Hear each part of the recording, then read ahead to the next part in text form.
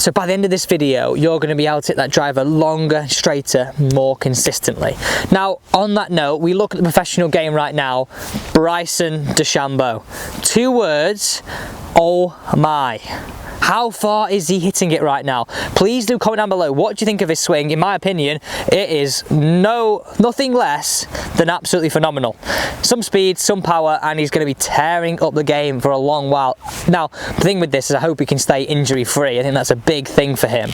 So, if we think about this, as we get a longer club, we swing it a little bit faster and it's harder to square the face.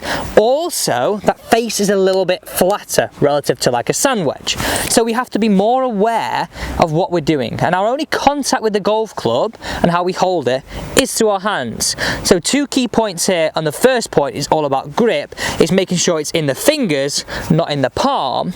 And also, as we put this club down, can we feel as though we've got 2.5 to 3 knuckles showing on our left hand, and then the crease seam, our thumb and our forefinger on our right, pointing into our right shoulder. Because let me show you this. So if we look at a weak palmy grip, how hard is it for me to roll this face? Now, look at the difference in this now. A grip that's in the fingers with 2.5 to 3 knuckles.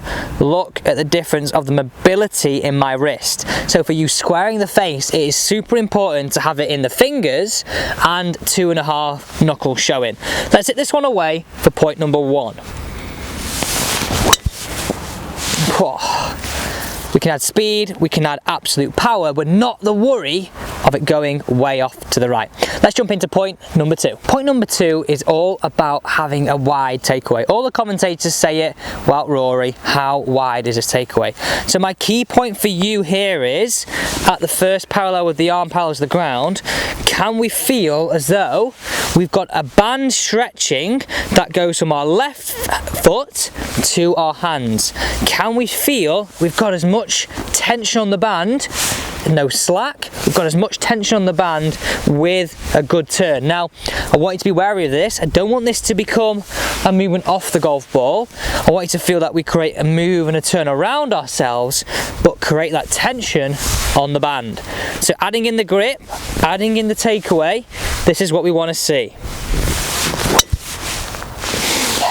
A little bit heely, that one, but a good bad one for a fairway finder.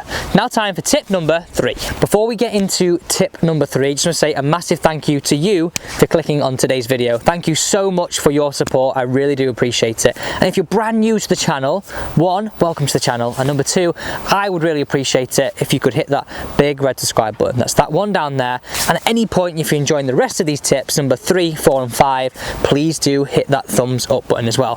By the end of this video, I promise you this, you're going to be smashing that driver way better than all your golf mates. So we're really starting to build a picture of what we want this whole swing to look like. We've got grip, we've got takeaway. Now what do we want to see at the top of the backswing? Really simple again. These are all simple analogies we can use and put into play out on the golf course. At the end of the day, not a lot of us, and especially you watching this video, may not have the time to actually practice. You may be someone that plays maybe once or twice a week with your friends, and that's fantastic. That's all we want to be able to do. Use these tips straight on the course. So what I want you to feel right now is, tip number 3, can we feel as though this lead wrist is flat at the top of the backswing, not cupped? This really controls what our club face is doing. A bowed wrist would be a closed club face at the top, a cupped wrist would be an open one. Can we feel it nice and flat? Add that in with the takeaway, add that in with the nice grip, we're on to an absolute winner. So what I would do here is, if we could find a mirror at your house, can we swing to the top, look back to the mirror, check it's nice and flat, few waggles out on the golf course, tying in 3 tips together, pull the trigger. We start to develop a level of consistency, which everybody wants that big word of it, especially with the big dog. Now time for tip number 4, is broken into 2 stages. Stage number 1, and we think about it this way, you want to hit this golf ball from the inside. If you're one of those players who gets it a little bit over, this will absolutely help you no end. Or if you're one of those players that's still a little bit neutral but needs a reminder of this, this is going to help you. So 2 stages of this is, stage 1, can we actually just get the club shallowing? So what I want you to do is make your backswing working on the 3 key points from before. Can we catch the ground behind us and swing through? So watch where I catch the ground here. It's roughly around here, and then through to target. To the top and through. So if I showed you a slow-mo image from down the line now, you can really see how this club is contacting the ground and then through. And the golf club is really making a move of a shallowing move like this. And that's really key. That's exactly what we're looking for, to the top, down and around. So that's point number one. We're learning to shallow that golf club.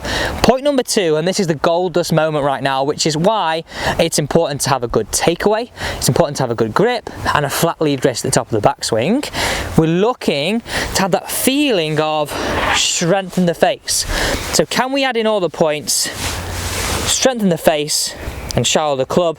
So I've got a last parallel here, my hips starting to open up the target, my club face nice and strong, and my logo feeling like it's down towards the ground.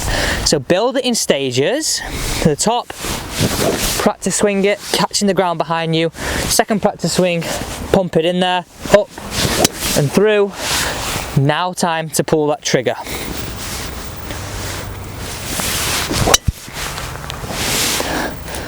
And get smoking it away. We all want to be having our playing partners go, wow, that was smoked. It's going to happen a little bit more often. And let's jump into the final tip. Let's talk about that follow through right now for tip number 5. Let's feel, and we've got a window here where we want the club head to feel like it exits towards. Let's not feel as though the club head exits across us and to the left. Let's really feel we get it exiting up and through this space. This is doing two things. One, it's helping us hit from the inside, which is a nice complement to tip number 4, but also it adds in that feeling of trying to hit it on the up. So can I feel it's this way, not across us? And by the way guys, this is like, again, something really simple to use. Now, what I want you to think of is, these are 5 tips, but you don't have to use all of them. Try all 5, and I want you to try all 5, because doing this, one of them will click for your game. One of them will click. So let's picture our head exiting through this space right here. So I want you to make a few practice swings, exit it, and it'll maybe feel like a bit of a push to you, out in this direction, add in that rotation, pull the trigger. I need more of that. I need more than that in my golf game, so I know you may need that too. Now time to jump into all the comments, and I really do appreciate all the support you have been giving me. So I want to get into this one here from Dean. He said the logo to target really depends on the grip relationship to illustrate the relationship of club face to grip. Now that is 100% correct, but for most golfers, we don't get the club strong enough. So I always advocate 2.5 to 3 knuckles on the left hand, and that feeling of logo to target is a super good feeling. And that was all about the move that every golfer needs to know, and I'll leave that link to the video just here. Next comment comes here from Hannah Lee. Thank you Alex for these tips. I think they are powerful. Just a question. Do you use the same analogy of the rubber band on the backswing for your irons and woods? Exactly. So we're talking about creating that stretch, which we spoke about in today's video, and feeling that allows you to create power and that feeling of speed in the downswing. Final comment here comes from Phil Wright. Seve was my way into golf, and I absolutely love that. I mean, I wish I could have seen Seve play. I think he was an absolute magician on and off the golf course. Everybody has, well, can I say this? Nobody has a bad word to say about Seve. Heard some great stories. I'm gutted I couldn't watch him play. Guys, thank you so much for watching this week's Friday Fix. Look forward to joining you on Saturday for Short Game Saturday.